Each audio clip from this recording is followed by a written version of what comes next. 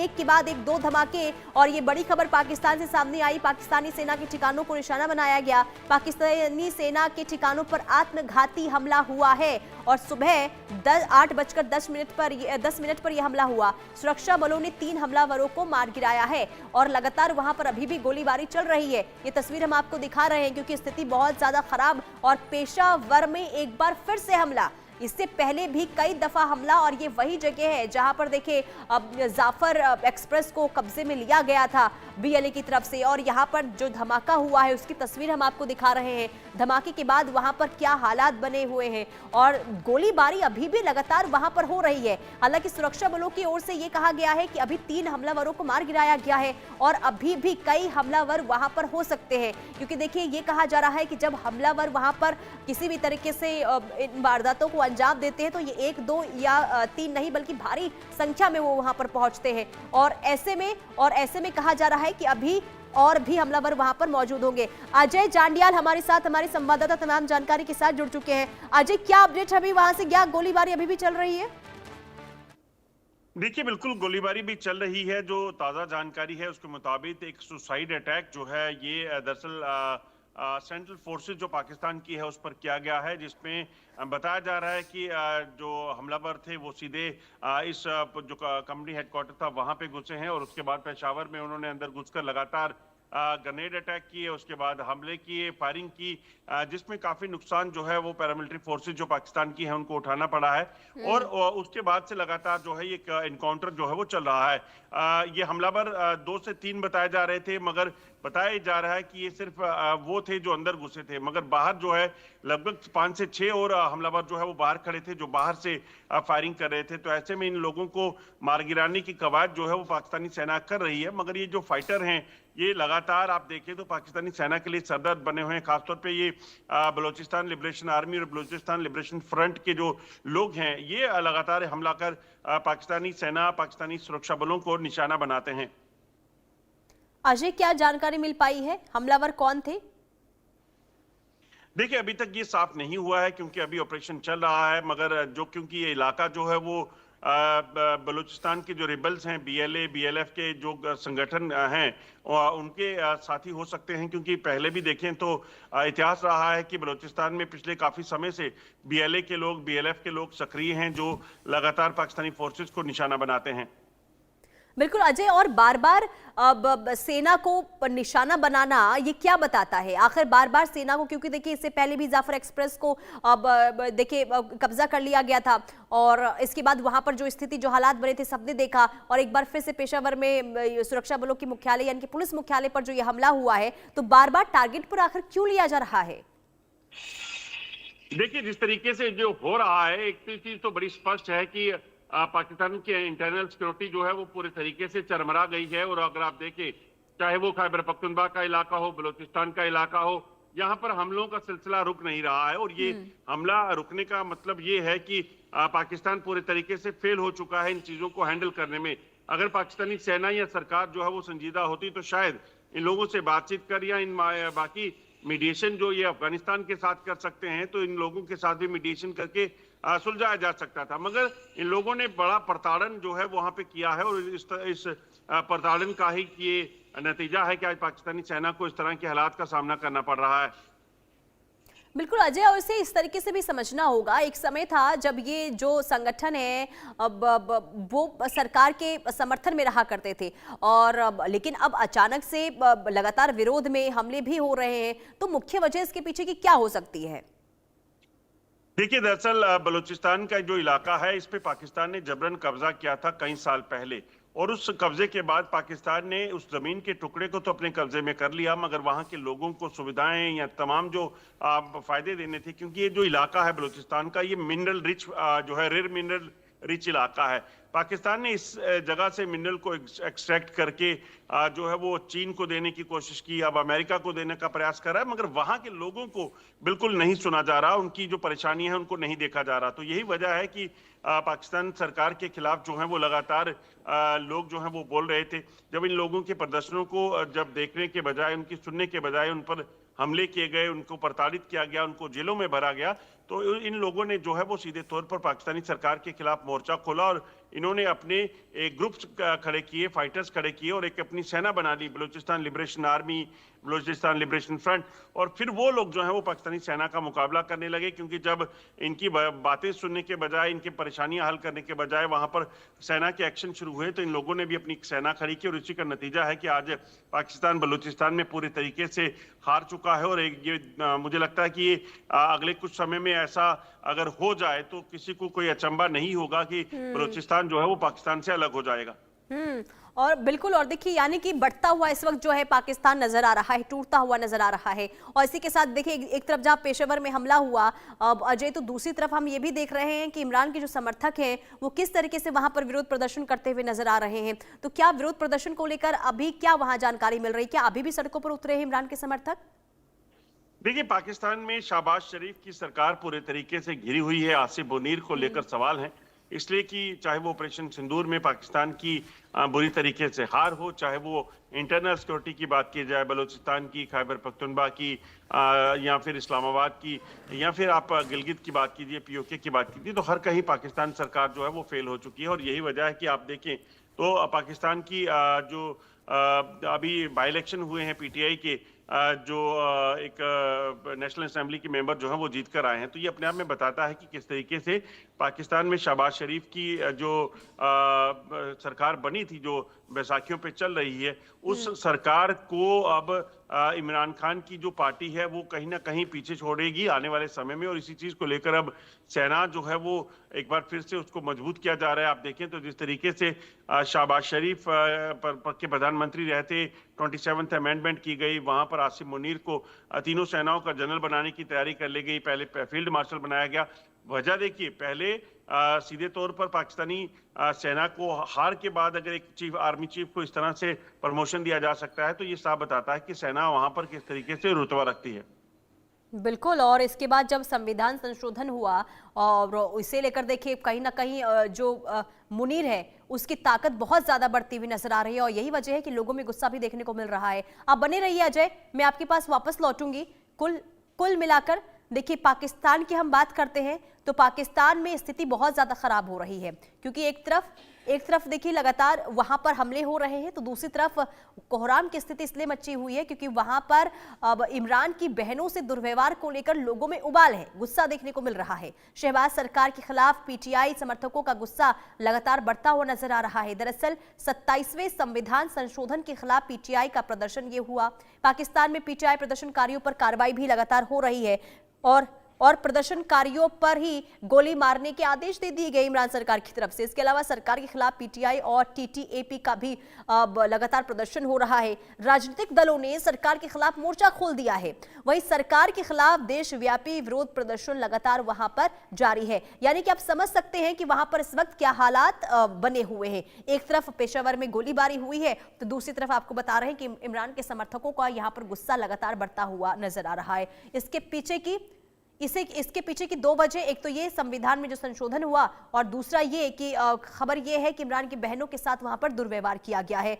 अजय हमारे साथ बने हुए हैं। अजय देखिए, इसे लेकर हम जो पहले चर्चा भी कर रहे थे कि एक तरफ लगातार गोलीबारी, टूट की कगार पर पाकिस्तान, तो दूसरी तरफ जो वहां के लोग हैं, पीटीआई जो के कार्यकर्ता और इमरान के जो समर्थक है, वो लगातार वहां पर विरोध प्रदर्शन करते हुए नजर आ रहे हैं सरकार और सेना के खिलाफ।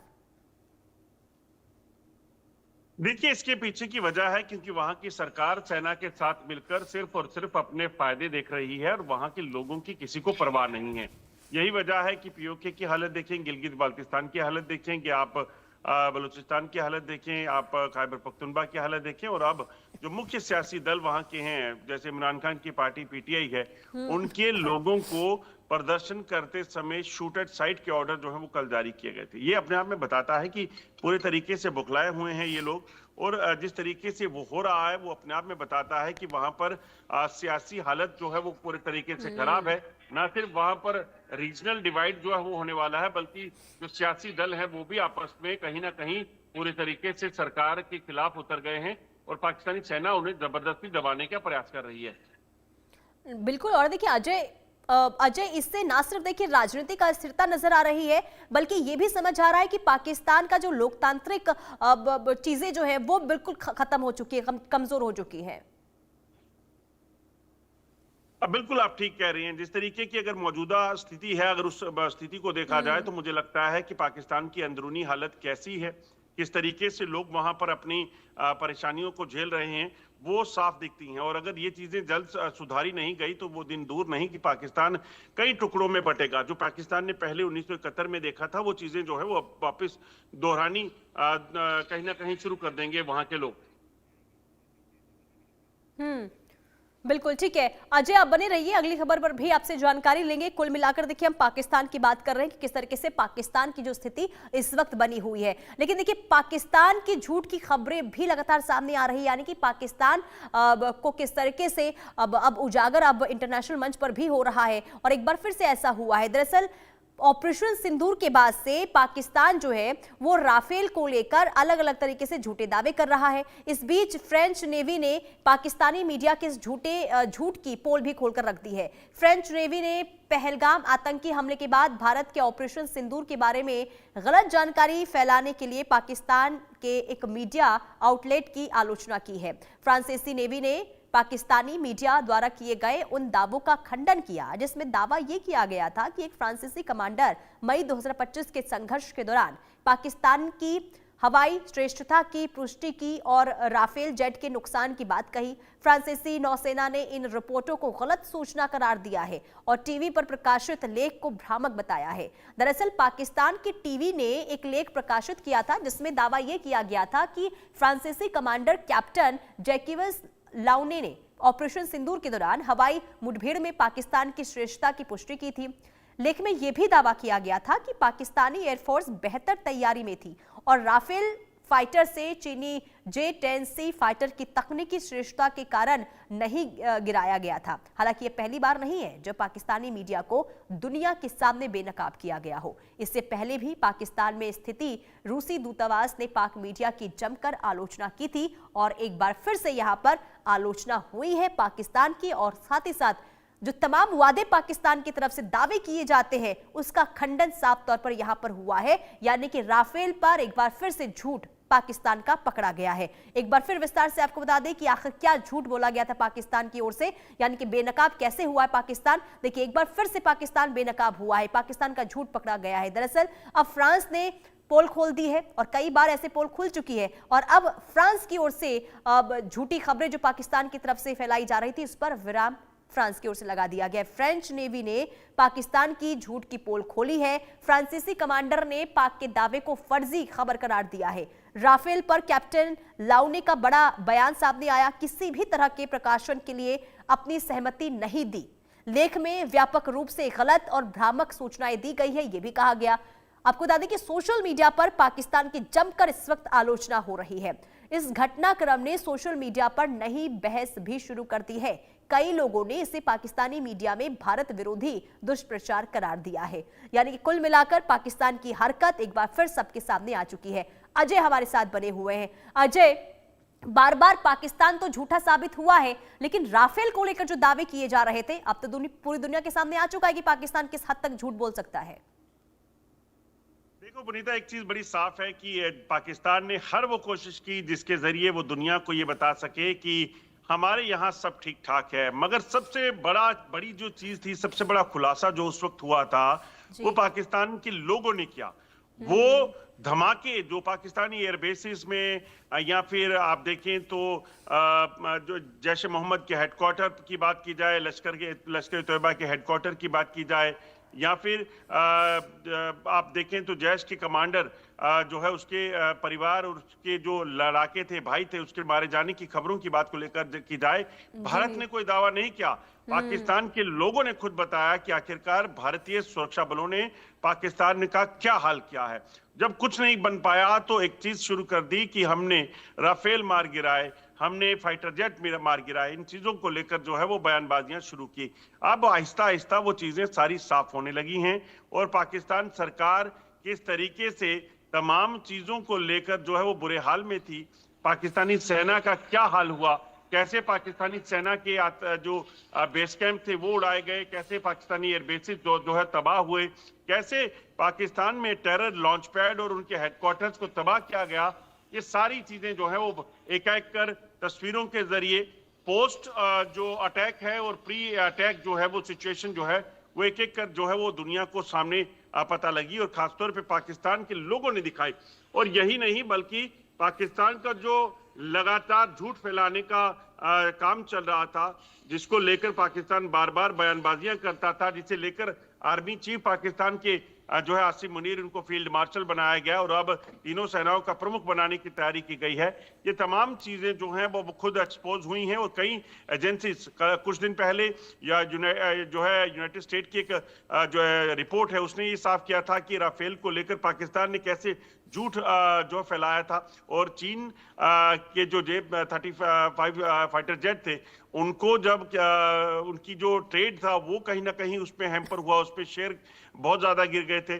और उसके बाद जो है अब कहीं ना कहीं फ्रेंच जो एजेंसी है उसने भी इस चीज का झूठ का जो पर्दाफाश किया और पाकिस्तान का जो झूठ फैलाने का काम चल रहा था उस पर कहीं ना कहीं अब अंकुश लगेगा और दुनिया को सच्चाई एक बार फिर से पता चलेगी। नहीं, इसे देखिए ना अजय, पाकिस्तान की बदकिस्मती ही कहेंगे, क्योंकि हर बार तो वो अब ये दिखाने की कोशिश करता है कि हम कितने ताकतवर हैं, पाकिस्तान की छवि कितनी सही है, लेकिन हर बार यानी कि जब जब दावा किया गया, जब जब तमाम तरीके से देखिए जानकारियां जुटाई गई पाकिस्तान की तरफ से कि भारत को कैसे भारत के खिलाफ हम कैसे एजेंडा फैलाएं, लेकिन हर एजेंडे में वो नाकाम साबित हुआ है। और एक बार फिर से राफेल को लेकर ऑपरेशन सिंदूर के दौरान भी कई तरह की बातें कही जाती थी, लेकिन ये तो साफ हो गया है कि पाकिस्तान जो कहता है वो ना करता है और जो लगातार भारत को लेकर जो बयान देता है वो सिर्फ और सिर्फ दुष्प्रचार करने के लिए देता है। देखिए, बिल्कुल आप ठीक कह रही हैं। जिस तरीके से हालात पाकिस्तान के बने हुए हैं उसके बाद पाकिस्तान यही कर सकता है, इसके अलावा कुछ नहीं। क्योंकि सोचिए 1947 से लेकर एक देश जो है वो लगातार इस चीज की कोशिश में लगा रहा कि वो भारत को डिस्टेबलाइज कर सके, नहीं कर पाया। बिल्कुल अजय, देखिए भारत के खिलाफ कितना भी दुष्प्रचार कर लिया जाए, कोई भी प्रोपेगेंडा क्यों ना फैलाया जाए, इसमें पाकिस्तान कभी कामयाब नहीं हो पाएगा। बहुत शुक्रिया अजय तमाम जानकारी देने के लिए। और बहरहाल रुकते एक छोटे से ब्रेक के लिए, ब्रेक के बाद फौरन हाजिर होंगे कुछ और खबरों के साथ। धरती आबा भगवान बिरसा मुंडा की 150